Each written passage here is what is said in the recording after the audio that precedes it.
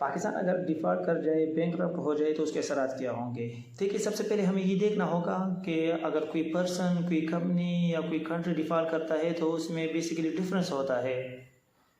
जब कोई पर्सन या कोई कंपनी ये कहे कि उसने जो लोन लिया हुआ था उसके पास पैसे ख़त्म हो गए हैं, अब वो रीपे नहीं कर सकता, तो ये मैटर जाएगा कोर्ट में और कोर्ट जो है वो डिसाइड करेगा कि इस पर्सन या इस कंपनी के जो एसेट है उसको लिक्विडेट करके उस क्रेडिटर्स की लोन की रीपेमेंट की जाएगी और कोर्ट की फोर्सफुली करेगा। ऑन द अदर हैंड, अगर पाकिस्तान की मिसाल हम ले लें तो पाकिस्तान ने लोन लिया हुआ है सऊदी अरब से, यूएई से, चाइना से और दीगर फाइनेंशियल इदारों से लोन लिया हुआ है। अब अगर पाकिस्तान जो है ये डिक्लेयर करता है कि पाकिस्तान की ये हिम्मत नहीं कि उन्होंने जिन ममालिक या जिन इदारों से लोन लिया हुआ है उसको वक्त पर वो पे नहीं कर सकता, तो इसका मतलब ये है कि पाकिस्तान अपने आप को बैंकरप्ट डिक्लेयर कर रहा है। अब कोई इंटरनेशनली ऐसी कोई कोर्ट नहीं है कि जो पाकिस्तान को इस बात पर मजबूर करे कि आपने जिन ममालिक से लोन लिया हुआ है वो उसको वक्त पर अदा करे, या वो कंट्री जो है वो भी ये पाकिस्तान को कंपेल नहीं कर सकती कि आपने जो मुझसे लोन लिया हुआ है वो अभी मुझे वक्त पर उसकी अदायगी की जा सके। हाँ, पाकिस्तान के अगर उन ममालिक में कोई एसेट हो, फॉरेन एसेट हो, तो वो कंट्री ज़रूर उन एसेट को फ्रीज़ करेगी। अब आते हैं हम आज की टॉपिक की तरफ कि अगर कोई कंट्री डिफ़ॉल्ट करता है तो उसका मतलब ये नहीं होता कि वो 100% जो है वो लोन की रीपेमेंट नहीं कर सकती, लेकिन उसका मतलब ये होता है कि वो टाइम पर उसकी पेमेंट नहीं कर सकती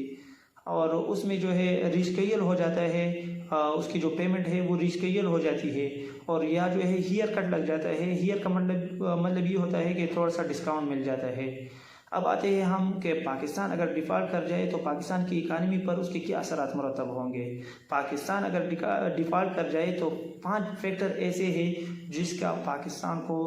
भुगतना पड़ेगा। सबसे पहले पाकिस्तान पर ट्रेड बैरियर लग जाएंगे। सबसे पहला फैक्टर जो है वो है ट्रेड बैरियर का। पाकिस्तान ने जिस फाइनेंशियल इंस्टीट्यूशन से लोन लिया हुआ है वो इंस्टीट्यूशन अपने मेंबर कंट्रीज़ को पाकिस्तान के साथ ट्रेड जो है उसको लिमिट करने का कहेगा कि आपने पाकिस्तान के साथ ट्रेड को लिमिट करना है। और अगर पाकिस्तान की ट्रेड पर बैरियर लग जाए,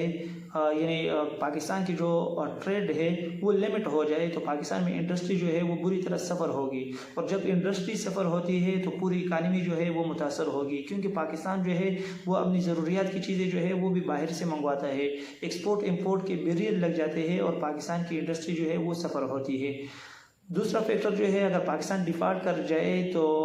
कंट्री में बैंक रन्स की सिचुएशन हो जाती है। अब ये बैंक रन सिचुएशन क्या होती है? देखिए कि आम आवाम जो है वो जब ये सुनती है कि मुल्क जो है वो दिवालियापन की तरफ जा रहा है तो वो बैंकों से अपने पैसे निकालने के लिए जाएंगे और जो इन्वेस्टर है वो भी बैंकों से अपने इन्वेस्टमेंट निकालेंगे। तो इसका मतलब ये है कि बहुत ज़्यादा लोग जो है वो एक वक्त में एक दिन में बैंक के पास जाएंगे और वहाँ से अपनी सेविंग, अपनी पैसे जो है वो निकालेंगे और इस सिचुएशन को बैंक रन सिचुएशन कहते हैं। तीसरा फैक्टर जो है, जब कोई कंट्री डिफ़ॉल्ट कर जाता है या बैंकरप्ट हो जाता है तो उस कंट्री में अनएम्प्लॉयमेंट की एक साइकिल शुरू हो जाती है। देखिए, इंडस्ट्री बंद होना शुरू हो जाती है और जो प्राइवेट फर्म्स है, जो फॉरेन फर्म्स है वो भी कंट्री से जाने शुरू हो जाते हैं, तो कंट्री में एक अनएम्प्लॉयमेंट की एक साइकिल शुरू हो जाती है और गवर्नमेंट के पास भी अपने एम्प्लॉयमेंट को जो सैलरी देते हैं उसकी पेमेंट नहीं होती। तो उसका मतलब ये है कि अनएम्प्लॉयमेंट के एक न ख़त्म होने वाला साइकिल जो है वो शुरू हो जाता है और उससे आम आवाम जो है वो बुरी तरह मुतासर होने शुरू हो जाते हैं। चौथा जो फैक्टर है, फैक्टर नंबर 4, जब कोई कंट्री डिफ़ॉल्ट करता है या बैंकरप्ट हो जाता है तो उसके जो स्टॉक एक्सचेंज यानी कैपिटल मार्केट होता है वहाँ से लोग अपने शेयर वाइट आउट करना शुरू हो जाते हैं, यानी अपने शेयर निकालना शुरू हो जाते हैं और डिफ़ॉल्ट के दिनों में 40 से लेकर 50% तक शेयर मार्केट से वाइट आउट हो जाता है। और उसका मतलब ये है कि जब बैक वक्त में 50% तक शेयर मार्केट कैपिटल मार्केट से निकलता है तो कैपिटल मार्केट यानी कंट्री की स्टॉक एक्सचेंज एकदम गिर जाती है और स्टॉक एक्सचेंज के गिरने से कंट्री में बिजनेस बिल्कुल ख़त्म होने के करीब हो जाता है और कंट्री की इकानमी बुरी तरह मुतासर होती है। फिफ्थ फैक्टर जो है, यानी 5वां फैक्टर, जब कोई कंट्री डिफ़ॉल्ट करता है या कोई कंट्री बैंकरप्ट हो जाता है तो उसकी जो बोरोइंग कास्ट होती है, वो बहुत ज़्यादा बढ़ जाती है। बोरोइंग कास्ट क्या होती है कि जो फाइनेंशियल इंस्टीट्यूशन से जो लोन लिया जाता है उस पर जो कास्ट आती है, जो इंटरेस्ट आता है, वो बहुत ज़्यादा हाई हो जाता है।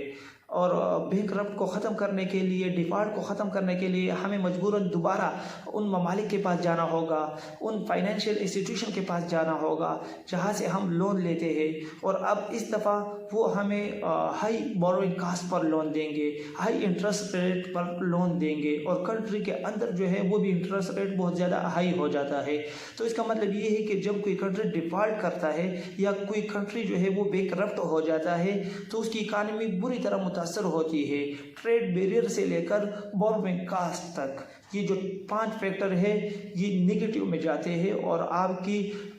इकानमी को हिट करते हैं, और इसकी वजह से आपकी इकानमी जो है वो मज़ीद सिकुड़ती जाती है और आपकी इकानमी जो है वो डिक्लाइन होना शुरू हो जाती है।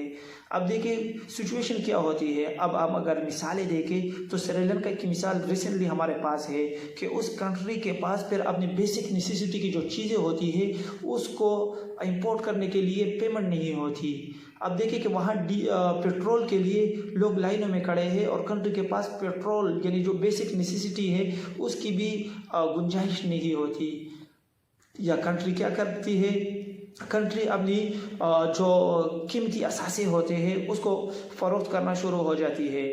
अब मिसाल के तौर पर अल्लाह न करे लेकिन पाकिस्तान के पास उसका कीमती असासा एटम बम है। ऐसी सिचुएशन भी आ जाती है कि पाकिस्तान उस अपने लोन को ख़त्म करने के लिए, अपने कर्ज़ों को ख़त्म करने के लिए, मुल्क से डिफ़ॉल्ट और बैंकरप्सी को ख़त्म करने के लिए पाकिस्तान के जो असासे हैं उसको फ़रोख्त करना शुरू हो जाए। और उस सिचुएशन में फिर पाकिस्तान जो है उसको इस डिफ़ॉल्ट का और इस बैंकरप्सी का बहुत बड़ी कीमत अदा करना पड़ेगी।